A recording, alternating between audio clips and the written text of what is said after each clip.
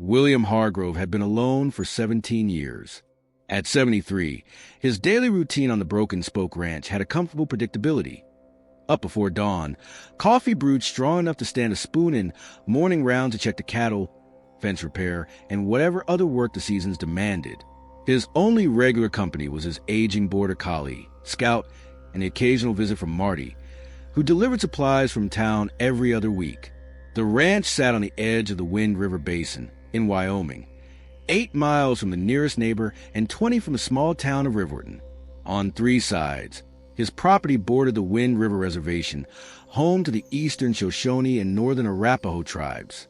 The reservation boundary was marked by a fence line that William maintained meticulously, not out of any desire for separation, but from a deep-seated belief in respecting boundaries, both physical and otherwise.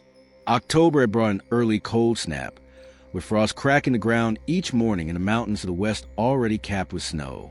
William had spent the day moving his small herd of cattle to the southern pasture, where they would be better sheltered from the coming winter winds. His bones ached with the effort, reminding him of his age in ways he preferred to ignore. As dusk approached, he sat on his porch, scouted his feet, watching the sun sink behind the mountains and turn the sky into a canvas of orange and purple. The stillness of the moment was broken only by the soft nickering of horses in corral and the distant howl of a coyote. "Another day done," he murmured to Scout, who thumped his tail in agreement. William had just risen to head inside when Scout's ears perked up. The dog lifted his head, suddenly alert, a low growl building in his throat. If the story of compassion and mystery is speaking to you, take a moment to hit the like button and subscribe to No Filter America. Your support helps us share more true stories about courage, kindness, and the unexpected bonds that change lives. William squinted into the gathering darkness, following Scout's gaze toward the long dirt road that led to his property. A figure was approaching on foot, unusual in these parts where distances made vehicles a necessity. The figure moved with the unsteady gait of exhaustion, occasionally stumbling on the uneven ground. "Stay," William commanded Scout, reaching inside the door for the shotgun he kept loaded but had rarely needed to use. He stepped off the porch, the old boards creaking beneath his weight, and waited.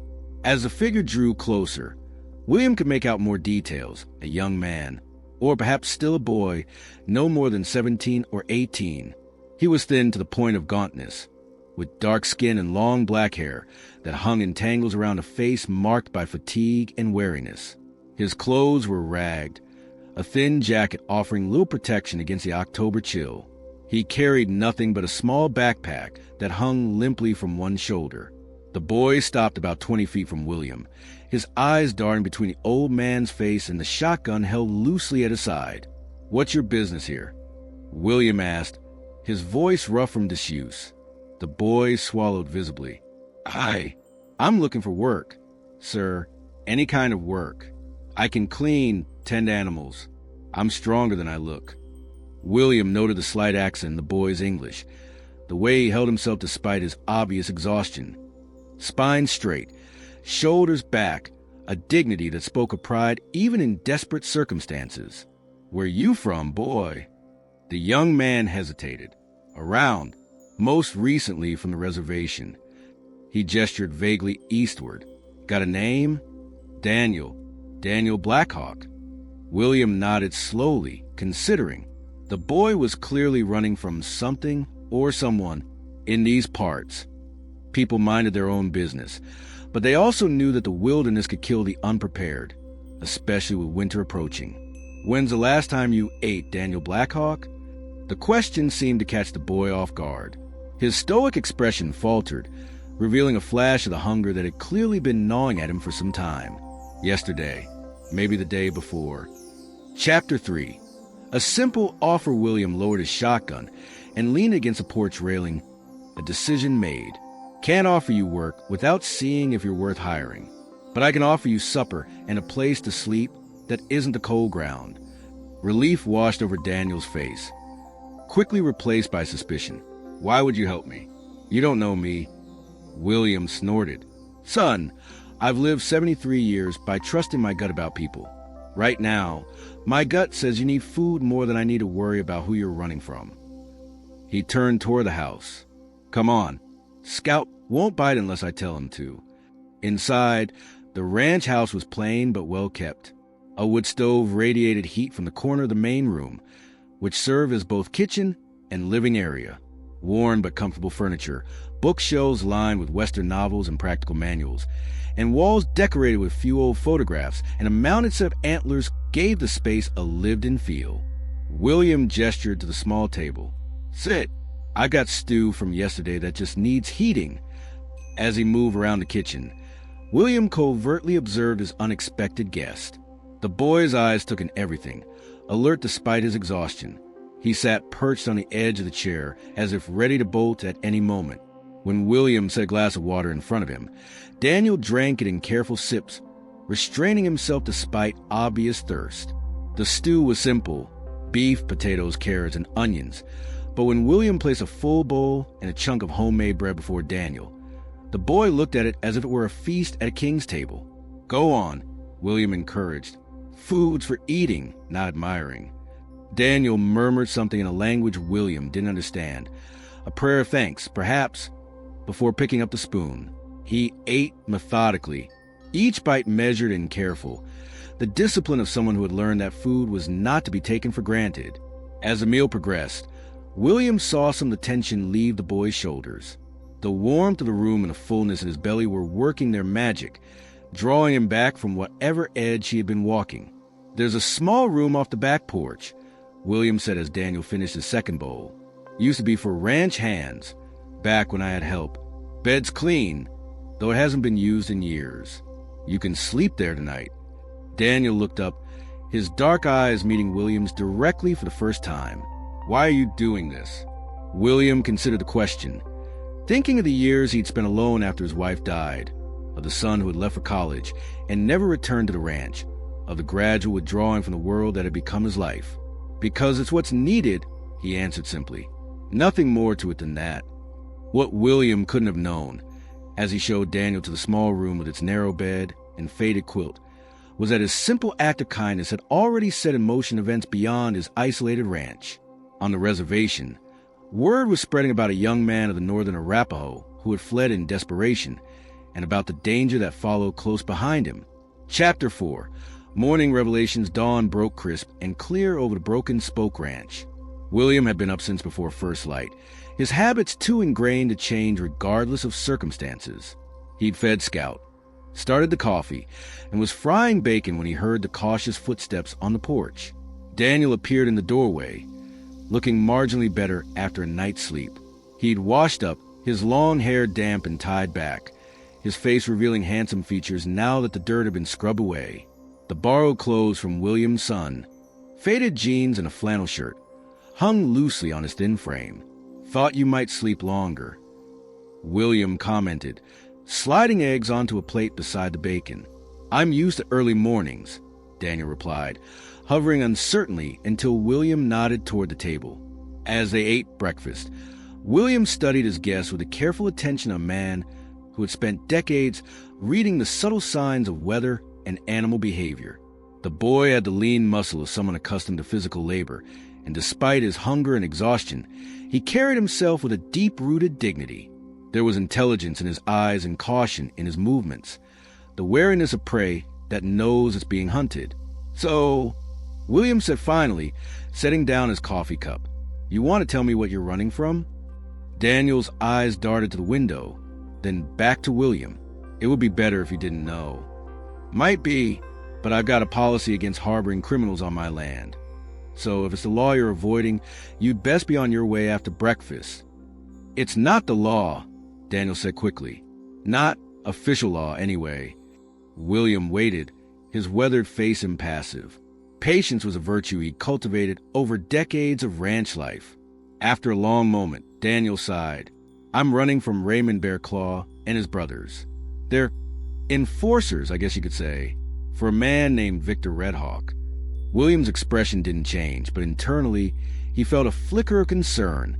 Victor Redhawk was a name known throughout the region, a powerful figure on the reservation with political connections and business interests that straddled the line between legitimate and criminal. Rumors about his operations had circulated for years, though nothing had ever stuck enough for authorities to take action. "And what does Victor Red Hawk want with you?" William asked. Daniel stared down at his empty plate. "I saw something I wasn't supposed to see. A meeting between Red Hawk and some men from out of state. They're planning to use reservation land for toxic waste disposal, getting paid millions to look the other way while they poison our water." The boy's hands curled into fists on the table. "I took photos. Evidence. I was going to give it to the tribal council, but Red Hawk's people caught me before I could. They took my phone, but they know I might have backed up the files. They won't stop looking until they're sure I can't talk." Chapter 5. The decision William stood at his kitchen sink, washing the breakfast dishes with methodical precision while he processed Daniel's story. Outside, the morning sun illuminated the vast expanse of his ranch, the distant mountains standing sentinel against the blue sky. It was a view that had brought him peace for decades, a reminder of a small place in the grand scheme of things. "You have somewhere else to go?" he asked finally. "Family off the reservation? Friends who could help?" Daniel shook his head. "My mother died when I was young. My father drinks. The only family I have is my grandmother, but that's the first place they'd look." He hesitated. "I was headed to Casper. Thought I might find work there, maybe contact the EPA about what I know." William dried his hands on a dish towel, considering. Harboring the boy meant potentially bringing Victor Red Hawk's trouble to his doorstep. At 73, William had earned his peace and solitude. The smart play would be to give the boy some food, maybe a little money, and send him on his way. But something about Daniel's quiet dignity and the injustice he described stirred something long dormant in William's chest. A sense of righteousness he hadn't felt since his younger days. "I need help with the south pasture fence," he said abruptly. "It's a two-man job, and my usual hand is laid up with a broken leg. You work today. You can stay another night. We'll figure out the rest after that." Relief washed over Daniel's face. "Thank you, sir. I won't let you down." As they worked through the morning, replacing rotted fence posts and stretching new wire, William was impressed by the boy's work ethic. Despite his recent hardships, Daniel tackled each task with focused determination. He knew his way around tools and took instruction well, asking smart questions and finding efficient solutions to problems as they arose.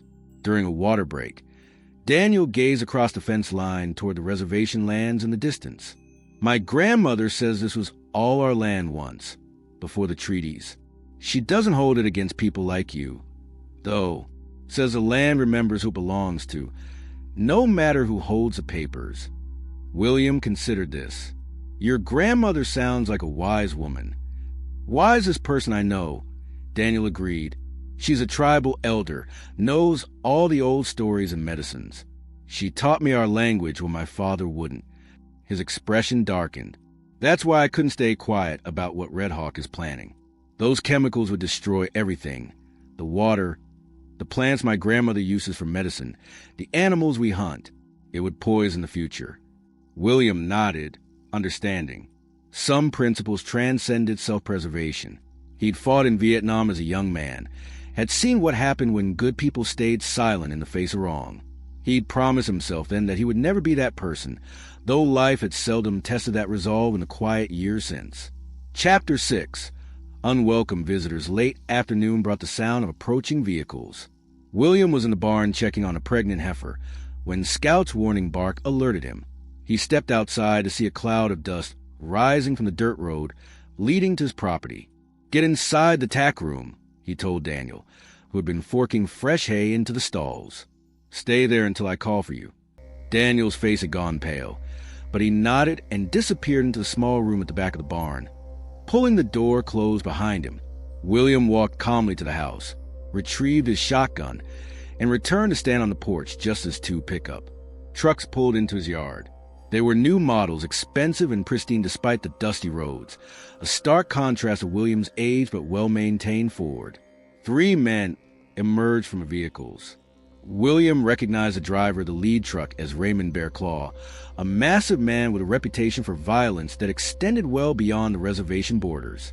The other 2 were clearly his brothers, sharing the same broad build and hard eyes.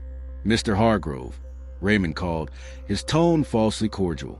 "Sorry to disturb your afternoon." William rested his shotgun in the crook of his arm, neither pointing it nor putting it aside.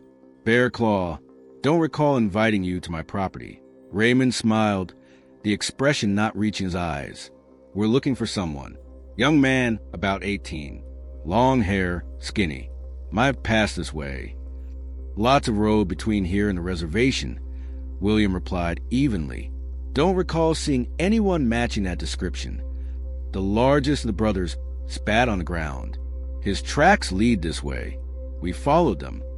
William shrugged. "Could be. I don't patrol my boundaries looking for trespassers.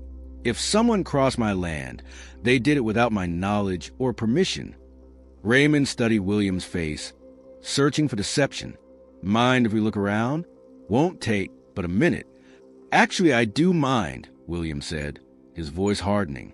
"This is private property. Unless you've got a warrant or some other legal authority I'm unaware of, I'd appreciate you turning those fancy trucks around and heading back where you came from." The atmosphere tensed immediately. The brothers exchanged glances, a silent communication passing between them. William was acutely aware of how isolated his ranch was, how easily accidents could happen out here with no witnesses. Raymond took a step forward. "Mr. Hargrove, with all due respect, this isn't your concern. The boy we're looking for is wanted for theft on the reservation. Tribal matter. We're just trying to bring him back to face proper justice. If it's a tribal police matter, where are the tribal police?" William countered. A flash of anger crossed Raymond's face before he controlled it. "We're acting on behalf of the tribal authorities. Then I suggest you get those authorities to contact the county sheriff, who can contact me through proper channels." William didn't move, his stance casual but his grip on the shotgun steady. "Until then, I'll thank you to leave my property." For a tense moment, William thought Raymond might push the issue. The man's hands flexed at his sides, and his brothers had spread out slightly, taking positions that raised William's combat-trained instincts. But eventually, Raymond nodded. "We'll be back, old man, with the proper authorities." "You do that," William replied calmly. He remained on the porch, watching as the men reluctantly returned to their vehicles and drove away, dust swirling in their wake. Only when they were completely out of sight did he lower his shotgun and let out a long breath. Inside the barn, he found Daniel emerging cautiously from the tack room, his face tight with fear. "They'll be back," Daniel said. "With more men." William nodded. "Probably, which means we got decisions to make, and not much time to make them." What he didn't say was that the standoff had awakened something in him, a clarity of purpose he hadn't felt in years. He had drawn a line in the dust of his yard, and in doing so, had committed himself to the consequences that would follow. From the hill behind his property, unseen by either William or Daniel, a figure on horseback observed the confrontation. When the trucks departed, the rider turned and galloped away toward the reservation, carrying news of what had transpired at the Broken Spoke Ranch. Chapter 7. The elders' arrival dusk was settling over the Broken Spoke Ranch when William spotted the approaching vehicle, an old blue pickup truck moving slowly up his drive. After Bear Claw's visit, he'd spent the afternoon making preparations, checking his firearms, positioning Scout as an early warning system, and discussing options with Daniel. The boy had offered to leave several times, but William had refused, his mind made up. "Could be them coming back," William said, reaching for his shotgun. Daniel moved to the window, then relaxed visibly. "No, it's not Bear Claw. It's..." His voice faltered in disbelief. "It's my grandmother." They stepped onto porch as the truck came to a stop. From the passenger side emerged an elderly woman, her silver hair in two long braids, her face deeply lined with age but her movement still graceful and deliberate. She wore a traditional ribbon skirt beneath a practical denim jacket, turquoise and silver adorning her wrists and neck. "Grandmother," Daniel said, hurrying down the steps to help her. "Daniel," she acknowledged, her voice strong despite her years. She cupped his face in her weathered hands, examining him as if assuring herself he was unharmed, then turned her attention to William. "Mr. Hargrove," she said, "I am Margaret Many Horses. Thank you for sheltering my grandson." William nodded respectfully. "Ma'am, he's welcome here." The driver of the truck joined them, a middle-aged man with the bearing of someone accustomed to authority. He introduced himself as Robert Blackwolf, a member of the tribal council. "We need to talk," Robert said gravely. "Inside, if you don't mind." Around the kitchen table, Margaret explained that word spread quickly through the reservation after the rider, a young man from the northern Arapaho tribe who had been hunting in the hills, witnessed a confrontation with Bear Claw. "Red Hawk is calling an emergency meeting of the tribal council tonight," Robert added. "He's going to demand they authorize a search of your property, claiming Daniel stole sensitive documents. He has 3 council members in his pocket already." "But that's a lie," Daniel protested. "The evidence I gathered." Margaret silenced him with a gentle hand on his arm. "We know, grandson, but Red Hawk has power and influence. The tribal police chief owes him favors. If they come here officially, Mr. Hargrove will have no legal grounds to refuse them." William absorbed this information, his weathered face betraying nothing of his thoughts. "How long before they organize the search?" "Hours at most," Robert replied. "But that's not why we're here." He exchanged a significant look with Margaret. The elder woman leaned forward. "Mr. Hargrove, what my grandson witnessed, this plan to dump toxic waste on our land, it threatens not just the northern Arapaho and eastern Shoshone of Wind River. The contamination would eventually reach the watersheds that feed lands of tribes throughout the region. I've spent the afternoon making calls," Robert continued, "to elders and leaders I trust from 12 tribes across Wyoming, Montana, and Idaho. They're coming. Tonight." William's eyebrows rose slightly, the only indication of his surprise. "Coming here? Why?" Margaret's dark eyes held his steadily. "Because when you stood on your porch and refused to surrender my grandson to those men, you did more than protect one boy. You stood against a poison that would destroy many lives." She smiled slightly. "Also, the fact that Bear Claw and his brothers left without forcing their way in, that has caused much talk. You must be a formidable man, Mr. Hargrove." Chapter 8. The Council of Fire's night had fully descended when they heard the first vehicles approaching. William stood on his porch, watching as headlights appeared on the road leading to his ranch, not coming from the direction of town, but from the east, from reservation land. "They're here," Margaret said softly, joining him. The procession was unlike anything William had ever seen. Trucks, cars, and SUVs moved in an orderly line, parking in a wide semicircle around the front of his property. From each vehicle emerged men and women, many in traditional dress, others in everyday clothing. They carried bundles of wood and other supplies. Robert approached with a tall, distinguished man whose long hair was streaked with gray. "Mr. Hargrove, this is Joseph Eagleshield, chief of the Northern Arapaho." The chief extended his hand. "Your reputation precedes you, Mr. Hargrove. Not many would stand against Raymond Bear Claw with only a shotgun and their wits." William shook the offered hand. "Just protecting what's mine, including who I allow on my property. A simple principle, but one we understand well." The chief gestured to the gathering crowd. "Tonight, representatives from 12 tribes have come to stand with you, as you stood for one of our children." As William watched, the tribal members began unloading their supplies, moving with the efficiency of people accustomed to community action.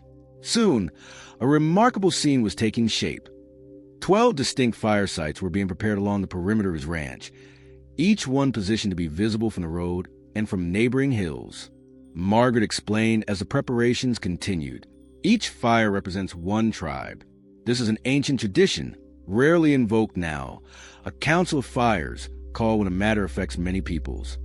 Daniel, who had been helping unload firewood, rejoined them, his expression a mixture of awe and disbelief. "Grandmother, I've only heard stories about this. I never thought." "These are serious times," she replied. "What you discovered, it threatens all our futures. Tonight, the old ways and the new must work together." As darkness deepened, William observed the gathering with growing amazement. At least 200 people now moved purposefully about his land, setting up the fire sites, establishing a temporary camp, positioning vehicles strategically. Some carried traditional weapons, bows, lances, stone clubs, alongside modern rifles and shotguns. A command center of sorts had been established, with radios and cell phones maintaining communication. "They're not just building fires," William observed. "They're forming a defensive perimeter." Robert nodded. "Red Hawk's influence is strong, but it has limits. He won't expect this many witnesses. When his men come, and they will come, they'll find not just you and a shotgun, but representatives from every major tribe in the region." "And what about the legal authority they're seeking?" William asked. "The tribal council meeting is happening now," Robert replied. "But 3 members have mysteriously become unreachable, those who aren't in Red Hawk's pocket. Without them, there's no quorum to authorize any action." He smiled slightly. "Those 3 are currently among our gathering." As night fully claimed the land, the 12 fires were lit simultaneously, their flames leaping high into the darkness. Around each fire gathered the representatives of one tribe, their faces solemn in the flickering light. The fires formed a protective circle around the ranch house, visible for miles across the dark prairie. A message and a warning. Chapter 9. Dawn of understanding the attack came near midnight. 3 vehicles approaching at high speed from the main road, headlights cutting through the darkness. William had been dozing in his chair when the alert went through the camp. He stepped onto his porch, Daniel and Margaret beside him, as the vehicles slowed, clearly surprised by the scene before them. Raymond Bearclaw's truck led the small convoy. They stopped well short of the first fire, facing a line of tribal representatives who stood calmly in their path, the firelight glinting off rifle barrels and traditional weapons alike. William could see the confusion and frustration on the men's faces even from a distance. This was not the vulnerable, isolated target they had expected to find. After a brief, heated discussion among themselves, the vehicles turned and departed, their taillights soon swallowed by the night. "They'll try again," Robert said, joining William on the porch. "But differently next time. Red Hawk won't give up easily." "Let them come," William replied. "I've got nothing but time." Throughout the night, the fires burned steadily, tended by rotating shifts of tribal members. William moved among them, offering coffee and listened to stories that stretched back generations. He learned about ancient conflicts and alliances between the tribes, about shared struggles against broken treaties and environmental threats, about resilience in the face of attempts to erase their cultures and traditions. In return, he shared some of his own story. His time in Vietnam, the wife he had loved and lost cancer, the son who had chosen a different path, his years of solitude on a land that had become his sanctuary. Simple words from a private man, but offered openly in the spirit of the gathering. Near dawn, Chief Eagle Shield approached William with a proposal. The tribal representatives had been in constant communication with allies off-site throughout the night. Evidence of Red Hawk's waste dumping scheme had been secured from Daniel's hidden backup, and federal authorities had been quietly alerted. But they needed time for these legal wheels to turn, time that Williams Ranch could provide as neutral ground. "We're asking permission to maintain a presence here, a smaller one, for perhaps a week," the chief explained. "A safe place where witnesses can be interviewed, where federal agents can meet with tribal representatives without Red Hawk's knowledge." William considered the request. His reflexive desire for solitude warred briefly with his sense of justice and the unexpected connection he had found with these people who had come to stand with him. "You're welcome to stay as long as needed," he said finally. "My land is your land for this purpose." As the first light of dawn crept over the eastern horizon, William stood with Daniel and Margaret, watching the sunrise paint the sky in brilliant hues of pink and gold. The 12 fires still burned, though smaller now, markers of a boundary that had been drawn not just around physical land, but around principles worth defending. "My grandmother says you're a warrior," Daniel said quietly. "Not because you fought in a war, but because you chose to fight when you could have looked away." William shook his head slightly. "I'm just an old man who believes in boundaries and doing what's right." Margaret smiled. "In our traditions, that is precisely what defines a warrior." In the weeks that followed, Williams Ranch became the center of an operation that ultimately led to Victor Red Hawk's arrest and the exposure of a corporate waste dumping scheme that had targeted not just Wind River, but potentially reservation lands across 3 states. Daniel's evidence proved crucial, as did testimony from tribal members who had been approached with bribes or threatened into silence. The boys stayed on at the Broken Spoke Ranch, working alongside William and learning the rhythms of the land. When spring came, they added a new corral and expanded the garden to include traditional medicinal plants that Margaret helped them cultivate. The ranch that had been a place of solitude slowly transformed into something William had never expected. A bridge between worlds, a neutral ground where tribal elders sometimes came to meet with each other or with representatives from surrounding communities. William never again spent 17 years without speaking more than 10 words to another human being. Instead, he found himself the unlikely guardian of something precious. Not just a land he had always tended, but fragile, growing trust between peoples whose histories have been marked by suspicion and division. And each year on the anniversary of that night, 12 small fires were lit along the boundary of his property, no longer as a defensive measure, but as a celebration of the night when an old rancher stood his ground. A young man found his courage, and ancient traditions joined with modern justice to protect a future that belonged to them all. And now, we'd love to hear from you. Why do you think all 12 tribes came that night? Share your thoughts in the comments below. And don't forget, like this video, subscribe to No Filter America, and help us keep these unforgettable stories alive.